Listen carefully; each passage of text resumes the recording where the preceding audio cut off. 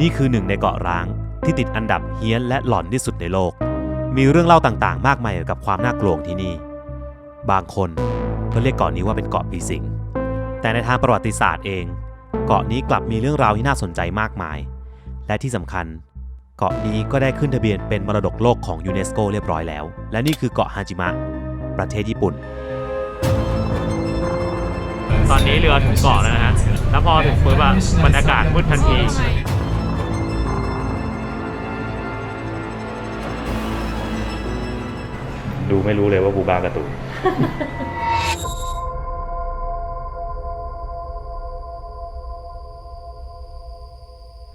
Hello Welcome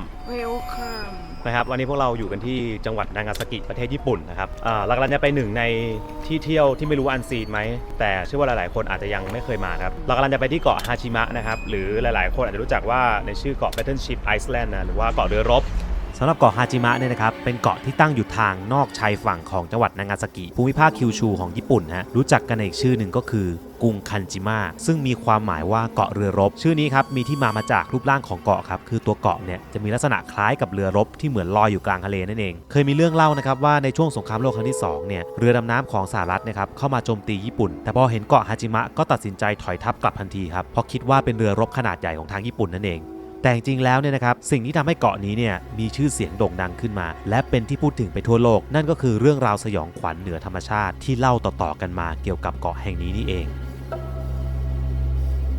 ซึ่งฮาจิมะเนี่ยมันมีหลายแง่มุมในการเล่ามากนะไม่ว่าจะเป็นในมุมของประวัติศาสตร์ของญี่ปุ่นนะครับมีเกี่ยวข้องกับประวัติศาสตร์ของเกาหลีใต้หรือเรื่องผีๆเพราะว่าจริงๆแล้วฮาจิมะมีฉายาว่าเกาะผีสิงด้วยนะครับซึ่งมีหนังหลายเรื่องมาถ่ายทำแล้วก็เกิดเหตุการณ์แปลกๆมากมายนะแต่เกาะนี้เนี่ยเราไม่สามารถไปเองได้นะเราต้องไปกับทัวร์เท่านั้นซึ่งเดี๋ยวเราจะไปทัวร์แล้วก็เนี่ยตอนนี้เราแวะมาที่ดิจิทัลมิวเซียมของเขาเรียกว่ากุนคันจิมะคือกุนคันจิมะเนี่ยก็คือเป็นอีกชื่อหนึ่งของฮาจิมะนั่นเองก็เดี๋ยวเราเข้าไปดูในมิวเซียมก่อนนะเดี๋ยวค่อยไปท่าเรืออีกทีนึงเพราะเบลพัดอีกแล้วเหรออยากลองมานานแล้วเกาะผีสิงคิดไปเองทั้งนั้นน่ะยังไม่ได้พูดเลยสักคำหนึ่งได้เจอแน่มาถึงเจอใครบรรพบุรุษ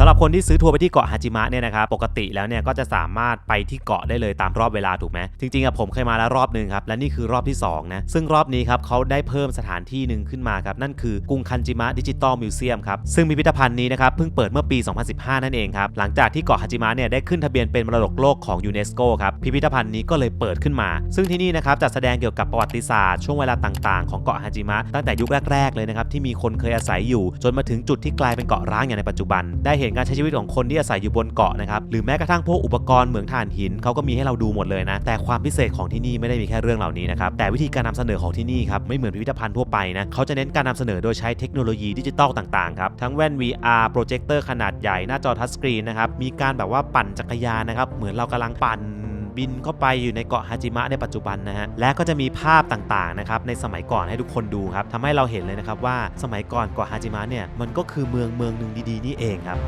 บอ๋อเราสามารถทำกับเครื่องได้เองเหรอใช่ค่ะก็คือ QR code ที่เราซื้อไว้มันจะส่งมาในอีเมลค่ะแล้วก็สแกนตรงนี้แล้วก็จะออกรวดเร็วทันใจโอเคข้างในเขาจะมีมิวเซียมครับแล้วก็จะมีประวัติศาสตร์ต่างๆนะให้เราได้อ่านกันถ้าเราอยากจะรู้ซึ่งเดี๋ยวเราจะรวบรวมข้อมูลทั้งหมดครับให้กับคน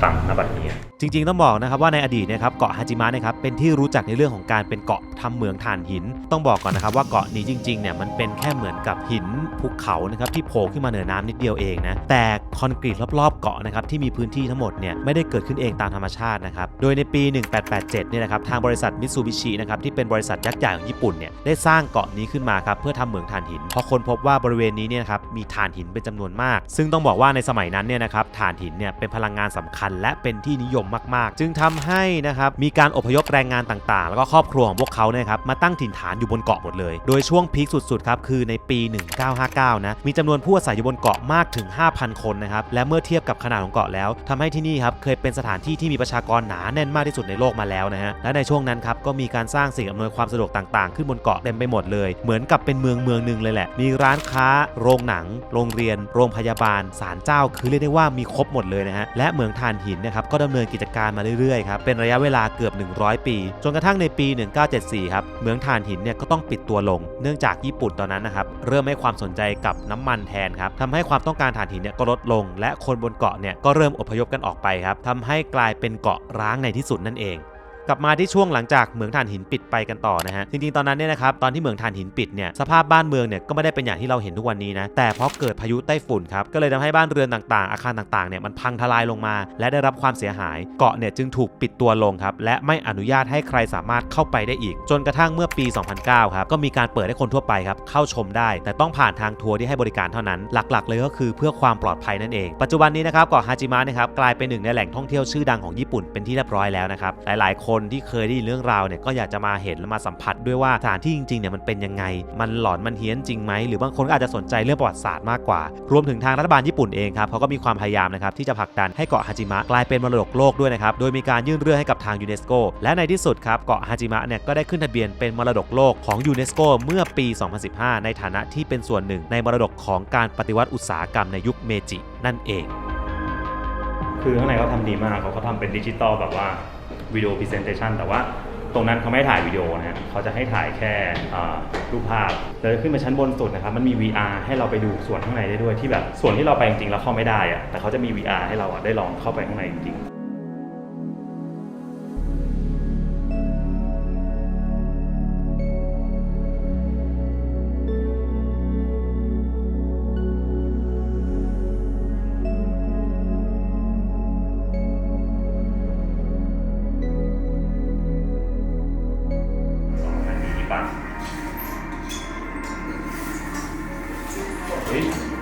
เฮ้ยฉันกำลังปั่นเมื่อเราหยุดปั่นก็ไม่ไปมันภาพแบบมันเคลื่อนไหวว่าเราปั่นเร็วก็ไปเร็ว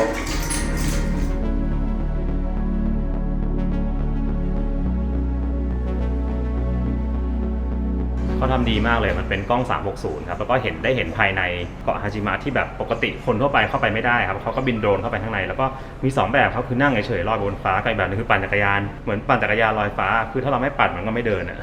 สำหรับคนที่อยากเห็นนะก็เข้ามาข้างบนนี้ฮะซึ่งมันรวมอยู่ในค่าทัวร์อยู่แล้วต่อมาได้เลยนี่ฮะกันโชคุนเนี่ยเป็นตัวชื่อมัสคอตของเกาะนะฮะเดินเข้าไปดูอย่างนี่คือชุดของเขารีไวชุดดูไม่รู้เลยว่าบูบาการ์ตูน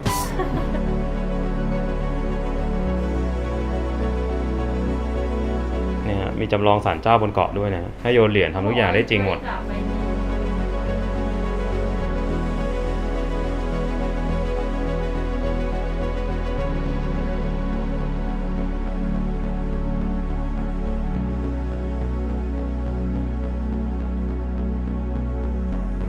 ชอบญี่ปุ่นมากเนี่ยเขาสามารถทำทุกอย่างให้มีจุดขายได้ฮะอย่างเนี้ยก็เป็นแมสคอตของเกา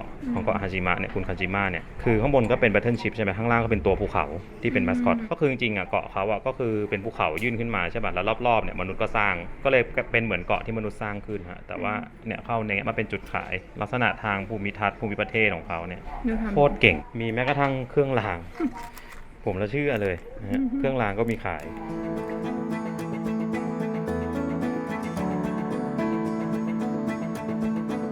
โอเคฮะเดี๋ยวเราจะข้ามไปท่าเรือแล้วก็จะไปที่เกาะฮาจิมะของจริงแล้วนะจริงเนี้ยมาจอดรถนะแล้วก็มาดูมิวเซียมได้เป็นดิจิตอลมิวเซียมอย่างที่เห็นนะแล้วเราก็ค่อยข้ามไปที่ท่าเรือครับรอขึ้นเรือรอบบ่ายวันนึงเนี่ยมี2รอบนะครับสามารถจองในเว็บได้แล้วก็ที่นั่งเนี่ยเขาก็มีบิดให้ดังครับดังขึ้นอีกเดี๋ยวเราจะข้ามไปแล้วที่นั่งเขาจะมีทั้งหมด3เขาเรียกว่า3ระดับด้วยกันมีสแตนดาร์ดมีพรีเมียมแล้วก็มีแพงกว่าพรีเมียมอ่ะจำไม่ได้แต่ฐานะอย่างเราฮะแบบไหนคะสแตนดาร์ด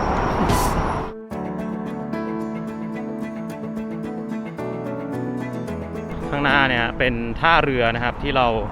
จะต้องขึ้นนะตอนนี้คนมาต่อคิวกันแล้ว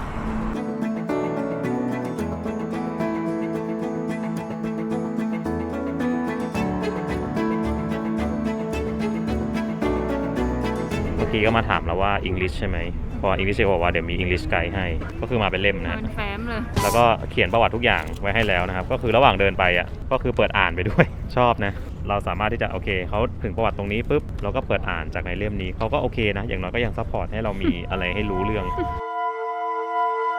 ต้องบอกก่อนนะครับว่า เรื่องที่ผมจะเล่าต่อไปนี้เนี่ยเป็นเพียงแค่ข่าวลือเรื่องราวต่างๆที่ถูกโพสต์ลงบนอินเทอร์เน็ตทั้งในประเทศต่างประเทศทั้งในญี่ปุ่นเองนะครับที่มีการเขียนถึงเกาะนี้เพราะฉะนั้นอยากให้ทุกคนเนี่ยใช้วิจารณญาณในการรับฟังนะฮะจริงๆที่เขาบอกว่าเกาะนี้เนี่ยกลายเป็นเกาะเฮี้ยนนะครับเหตุผลเพราะว่าในช่วงหนึ่งนะครับที่เกาะนี้ปิดตัวลงเนี่ยแรงงานหลายคนครับรู้สึกว่าตัวเองหมดหนทางและบางคนจึงเลือกที่จะฆ่าตัวตายบ้างกระโดดน้ำตายเสียชีวิตอยู่บนเกาะบ้างครับบางแหล่งก็บอกว่าบนเกาะมีโรคระบาดครับจึงทำให้มีคนเสียชีวิตเยอะมากบางแหล่งก็มาเล่าอีกว่าในช่วงสงครามโลกครั้งที่2เกาะฮาจิมะเนี่ยครับเคยถูกใช้เป็นเหมือนกับสถานที่คุมขังนักโทษมีทั้งเฉลยที่เป็นชาวจีนและชาวเกาหลีถูกนำมาใช้เป็นแรงงานในเหมืองถ่านหินอย่างหนักและว่ากันว่านะครับมีผู้เสียชีวิตเป็นจำนวนมากด้วยครับจากเหตุการณ์นั้นและแน่นอนครับเรื่องราวที่เล่าเนี่ยครับถูกนำมาสร้างเป็นภาพยนตร์ด้วยนะฮะเป็นภาพยนตร์ของเกาหลีครับมีชื่อว่า Battleship Island เป็นหนังที่เล่าเรื่องถึงชาวเกาหลีใต้นะครับที่ถูกจับมาเป็นเฉลยที่นี่และพยายามหนีออกจากเกาะนรกแห่งนี้ครับซึ่งหนังเรื่องนี้เป็นหนังที่ผมเนี่ยเคยไปดูที่โรงภาพยนตร์ด้วยนะซึ่งใครได้ดูนะครับก็ต้องพูดเหมือนกันว่า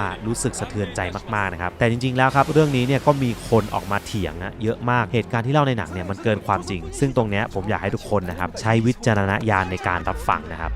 และแน่นอนครับบริเวณที่เขาบอกว่ามีสิ่งลี้ลับหรือว่ามีคนเนี่ยเจอผีหลอกมากที่สุดเลยก็คือช่วงอพาร์ตเมนต์ครับบางคนเนี่ยนะครับได้ยินเสียงเด็กได้ยินเสียงคนคุยกันบ้างบางคนก็เห็นคนหลบอยู่ตรงหน้าต่างหรือบางทีก็ได้ยินเสียงฝีเท้าทั้งที่ไม่มีใครอยู่แถวนั้นเลยครับหรือจุดที่น่ากลัวอื่นๆบนเกาะเนี่ยก็มีเยอะมากครับแต่จุดที่น่ากลัวที่สุดเลยนะฮะอีกจุดหนึ่งเลยก็คือศาลเจ้าบนเกาะครับซึ่งอยู่บนจุดสูงสุดบนนั้นเลยที่เขาบอกว่าตรงนี้น่ากลัวเนี่ยเพราะว่าเวลามีคนตายบนเกาะครับตรงนี้จะเป็นพื้นที่ที่ใช้ทำพิธีกรรมนั่นเองและบนเกาะเนี่ยก็จะมีบันไดแห่งหนึ่งครับที่เขาตั้งฉายากันว่าบันไดนรกเพราะเป็นบันไดที่ใช้ขึ้นไปบนศาลเจ้านั่นเองเขาบอกว่าเวลาคนเดินผ่านเนี่ยก็จะรู้สึกแปลกๆเหมือนมีอะไรบางอย่างที่ไม่สามารถอธิบายได้และนอกจากนี้นะครับเกาะนี้เนี่ยยังถูกใช้เป็นโลเคชั่นในการถ่ายทำภาพยนตร์เยอะมากไม่ว่าจะเป็นเจมส์บอนด์ 007 หรือว่าอย่างหนังไทยเนี่ยฮาจิมะโปรเจกต์ก็มีนะหรือ Attack on Titan Live Action ก็เลือกถ่ายที่นี่ด้วยแต่หนังเรื่องที่ทำให้ผู้คนเนี่ยครับพูดถึงมากที่สุดเลยก็คือเรื่อง Battle Royale ของญี่ปุ่นครับคือเขาบอกว่าในระหว่างถ่ายทำเนี่ยมีเหตุการณ์ผิดปกติต่างๆเกิดขึ้นเยอะมากไม่ว่าจะเป็นกล้องมีปัญหาฟิล์มเสียงทั้งที่เพิ่งใช้งานใหม่ๆภาพถ่ายติดคนอื่นที่ไม่ใช่ทีมงานหรือแม้กระทั่งเหตุการณ์ที่นักแสดงเกิดอาการคลุ้มคลั่งเหมือนถูกอะไรเข้าสิงโดยตัวผู้กำกับเองนะครับได้ออกมายืนยันถึงเหตุการณ์นี้ด้วยตัวเองเลยและเชื่อว่าเกาะนี้เนี่ยมีอาถรรพ์จริงๆและเหตุการณ์ครั้งนี้ครับยิ่งทำให้เกาะฮาจิมะเนี่ยมีชื่อเสียงมากขึ้นไปอีกและอย่างที่บอกไปนะครับว่าทั้งหมดที่ผมเล่ามาเนี่ยเป็นเรื่องที่เขาล่ำลือกันไม่ได้มีหลักฐานอะไรที่เป็นประจักษ์ชัดเจนนะครับ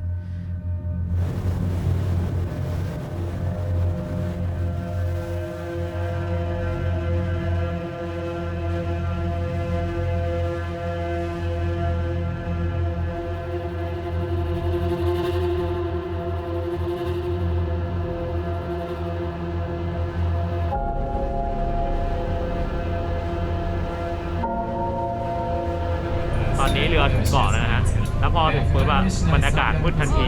รอบที่แล้วมาก็เป็นอย่างเงี้ยแล้วคลื่นตรงนี้ก็แรงมากครับแบบเรือสั่นโอเคสั่นแบบแรงมากอะอันนี้จริงเรื่องจริงไม่ได้หลอกขึ้นมาบนเกาะแล้วนะฮะฝนตกเล็กน้อยนะ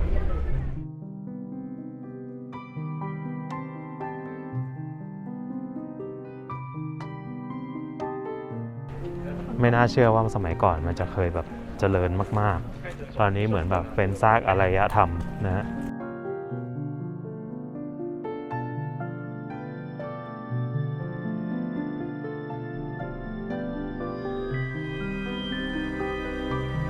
คือตอนนี้เขากั้นนะเขตที่เราเข้าได้นะครับจะมีแค่ช่วงสั้นๆแค่เสี้ยวหนึ่งของเกาะเท่านั้นนะฮะคนที่จะเข้าส่วนอื่นได้คือจะต้องได้รับอนุญาตแล้วก็เขาบอกมันอันตรายนะเพราะว่าโครงสร้างอาจจะพังลงมาได้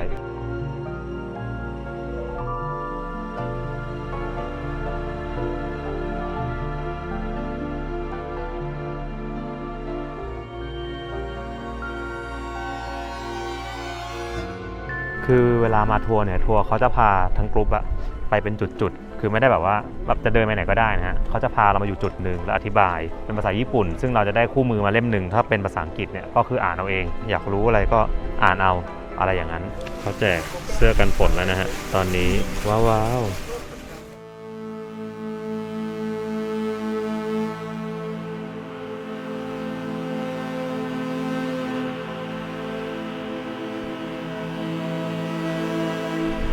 เขาก็จะมูฟไปจุดต่อไปนะ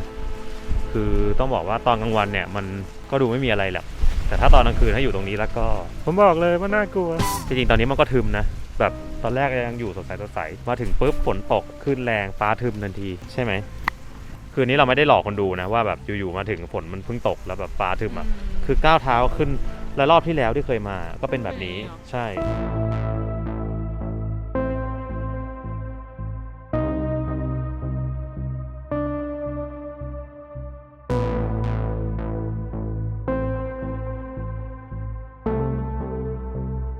นี่คือการเยี่ยมชมซากปรักหักพังอีกครั้งนะฮะฟังไม่ออกเมื่อก่อนเคยมามันยังไม่ได้ทำเป็นทางเดินอย่างนี้นะจำได้ว่าเหมือนเป็นลานกว้างๆตรงเนี้ยแต่ตอนนี้เหมือนเขาทำทางเดินให้เดินเฉพาะแล้ว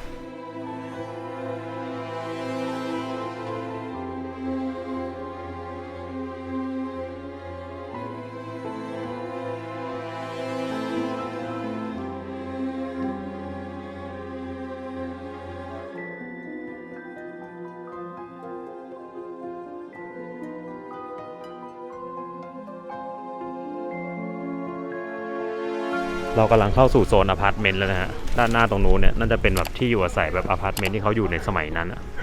ตรงนี้น่าจะเป็นสระว่ายน้ำเก่านะถ้าเราเห็นในรูปเนี่ยจะเห็นว่ามีสระว่ายน้ำซึ่งที่ผมอ่านไม่ผิดนะสระว่ายน้ำนี่คือสระน้ำทะเลนะแต่เขาสูบมาไว้ข้างบนบกให้เป็นพูลอีกอันหนึ่งแล้วก็บิลดิ้งด้านหลังเนี่ยฮะก็คืออพาร์ตเมนต์ที่เมื่อกี้เราคือหากันนะบอกว่าประมาณห้องหนึ่งเล็กประมาณ6 เสื่อทารามิแต่ว่าจะต้องแบ่งกัน 4-5 คนแชร์ห้องกันอยู่ก็คือแบบเบียดมากนะแล้วก็เป็นตึกคอนกรีตที่สูงประมาณ7 ชั้นในญี่ปุ่นในตอนนั้นเนี่ยก็ถือว่าแบบใหญ่มากอะไรเงี้ยอายุนะครับ100 ปีเก่าแก่เหมือนวัดบ้านเราอะบางที่นึกออกปะแต่เป็นสิ่งปลูกสร้างในสมัยนั้นอะจริงๆถือว่าทันสมัยมากนะในยุคนั้นนะเนี่ยเขากำลังอธิบายเรื่องคุกอยู่เขาบอกว่าบนเกาะเนี่ยมีตำรวจแค่2 คน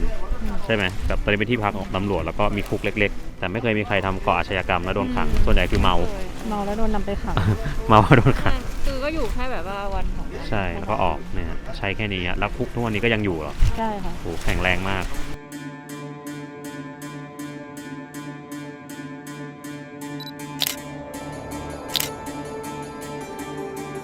และนั่นแหละฮะก็คือเรื่องราวของที่นี่และกับการมาเห็นของจริงผมนี่อึ้งไปเลยนะฮะจริงๆผมชอบมากนะเกาะเนี้ยมันเป็นแบบมันแสดงถึงอารยธรรมในยุคสมัยหนึ่งที่แบบ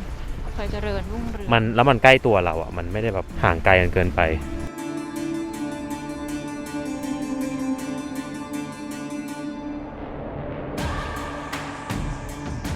อิฐมันยังดูแบบสมบูรณ์มากเลยนะเนี่ยดูดิ